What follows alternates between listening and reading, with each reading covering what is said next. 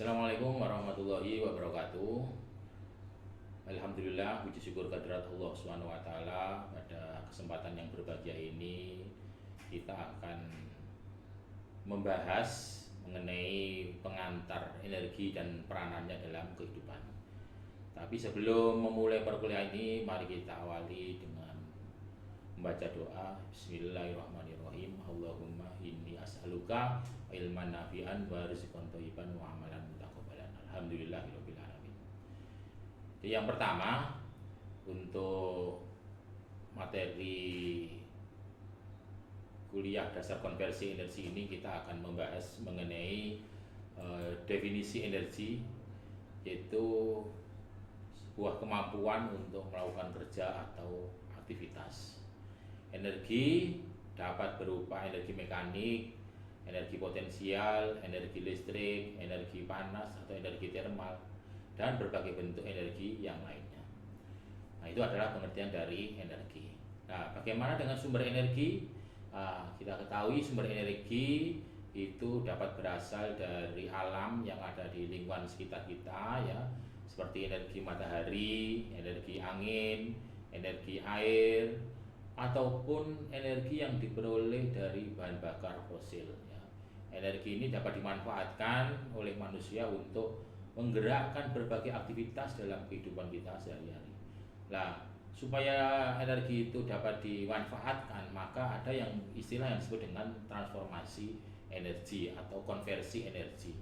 Apa itu? Yaitu suatu bentuk energi yang dapat diubah menjadi bentuk energi yang lainnya.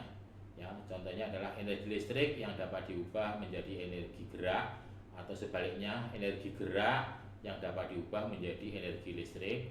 Kemudian energi panas atau energi cahaya yang dapat diubah menjadi energi listrik atau sebaliknya. Kemudian yang kedua, jenis-jenis energi itu bisa kita klasifikasikan, ya, menjadi beberapa jenis. Yang pertama itu adalah berdasarkan sumber, ya. Kalau berdasarkan sumber ini kita ada pembagian lagi yang disebut dengan energi terbarukan. Apa saja energi terbarukan itu? Energi terbarukan yang pertama adalah energi matahari, yaitu energi yang diperoleh dari sinar matahari, ya. Energi yang diperoleh dari sinar matahari itu dapat menjadi energi listrik dengan menggunakan peralatan yang disebut dengan solar panel. Ya, kemudian yang kedua, ya, jenis energi terbarukan yang kedua adalah energi angin. Apa itu energi angin? Energi angin adalah energi yang dihasilkan dari pergerakan massa udara.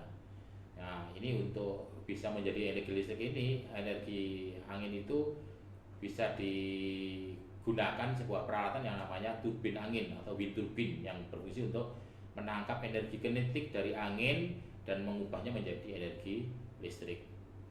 Nah, kemudian yang ketiga yaitu energi air, ya, energi yang mungkin seperti energi matahari, energi angin, maka energi air itu juga banyak, ya, yang ada di kehidupan kita sehari-hari atau yang ada di lingkungan sekitar kita. Adalah sebuah energi hidrolik yang diperoleh dari aliran air, ya, aliran air yang mengalir itu atau dari air terjun yang digunakan untuk menggerakkan turbin sehingga bisa menghasilkan listrik, ya. Kemudian yang keempat adalah energi panas bumi, ya.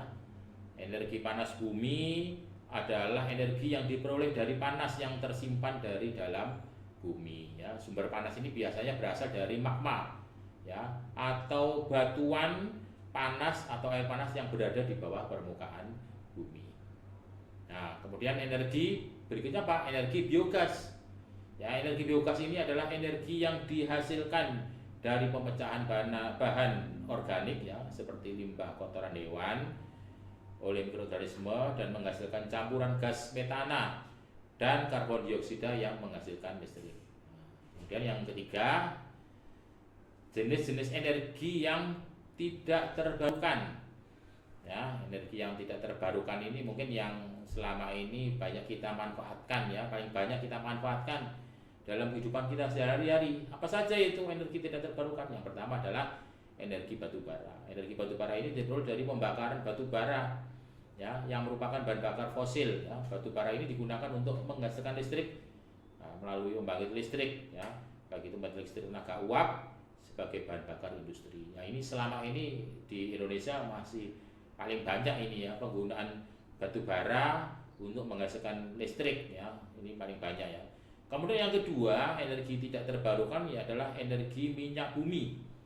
Energi minyak bumi ini dihasilkan dari pembakaran minyak mentah yang diolah menjadi produk ya seperti bensin ya untuk kendaraan-kendaraan sepeda motor ya yang mungkin banyak kita gunakan sehari-hari atau mobil ya. Kemudian ada diesel dan bahan bakar jet ya. Penggunaannya berkontribusi besar terhadap polusi udara ya dan perubahan iklim. Ini yang mungkin yang kita takutkan ya. Ini perubahan iklim yang sangat luar biasa. Kemudian berikutnya apa? Ya energi tidak terbarukan yang lainnya yaitu energi gas alam ya.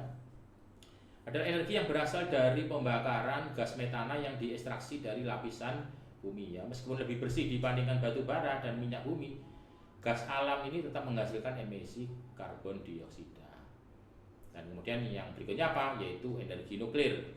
Ya dihasilkan dari reaksi fisi nuklir di mana inti atom uranium atau plutonium dibelah ya untuk melepaskan sejumlah besar energi. Energi nuklir memiliki emisi karbon yang sangat rendah, tapi menghadapi tantangan ya terkait limbah radioaktif dan resiko kecelakaan nuklir ya. Ini kalau di negara maju mungkin dari segi kedisiplinan dan kepatuhan ya kewaspadaan mungkin masih ada ya bisa, tapi kalau di negara berkembang terkadang tingkat kewaspadaan atau kecerobohan itu masih tinggi. Nah, itu mungkin mengkhawatirkan ya untuk energi nuklir.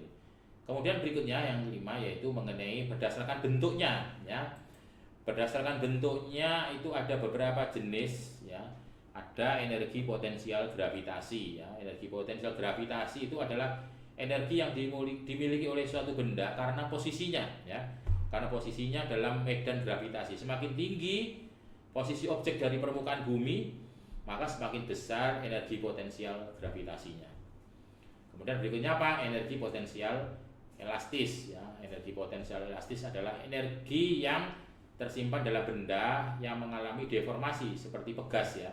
Pegas yang direnggangkan atau dikompresi, ketika benda kembali ke bentuk asalnya maka energi itu dilepaskan. Nah, kemudian ada berikutnya apa? Energi potensial kimia. Ya, energi potensial kimia ini adalah energi yang tersimpan dalam ikatan kimia antara atom dan molekul. Ya, energi ini dilepaskan ya selama reaksi kimia ya, seperti pembakaran bahan bakar atau metabolisme makanan dalam tubuh. Itu adalah bentuk energi potensial kimia. Kemudian berikutnya ada energi potensial nuklir.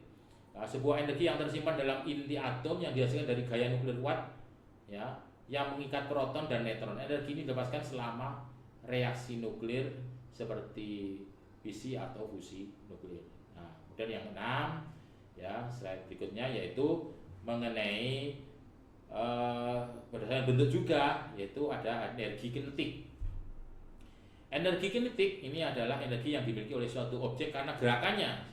Ya, semakin besar massa dan kecepatan objek semakin besar maka energi kinetiknya. Kalau di gambar itu kan ada orang naik sepeda maka semakin kenceng ya, semakin kenceng menggerakkan ini apa namanya gerakan kayuhnya pedalnya maka semakin besar ya energi kinetik yang dihasilkan. Nah, kemudian ada energi termal ya. Energi termal ini adalah energi yang terkait dengan gerakan atom atau molekul dalam suatu zat. Semakin tinggi suhu suatu zat, maka semakin besar energi termalnya. Nah, berikutnya adalah energi elektromagnetik. Adalah energi yang dibawa oleh gelombang elektromagnetik ya, seperti cahaya, gelombang radio, dan sinar X. Energi dapat merambat melalui ruang hampa ya, dan medium lainnya. Dan yang terakhir adalah energi massa. Energi massa adalah energi yang terkandung dalam massa suatu objek sesuai dengan teori relativitas Einstein ya. Kalau kita melihat kan kalau di gambar-gambar seperti itu ya, E sama dengan mc kuadrat ya, gambarnya Einstein ya, rambutnya yang menarik ya. Itu yang menemukan ya teori relativitas Einstein ya, yang menyatakan bahwa massa dan energi adalah ekuivalen dan dapat dikonversi satu sama lain. Itu merupakan pengantar dari energi, ya, pengantar dari energi dan peranannya dalam kehidupan, ya, ada sumbernya, kemudian ada klasifikasi energi, dan berdasarkan sumber, bentuk, ya, yang mungkin dapat kita jadikan sebuah pelajaran untuk mempelajari bentuk-bentuk energi dan konversi energi yang lainnya. Terima kasih.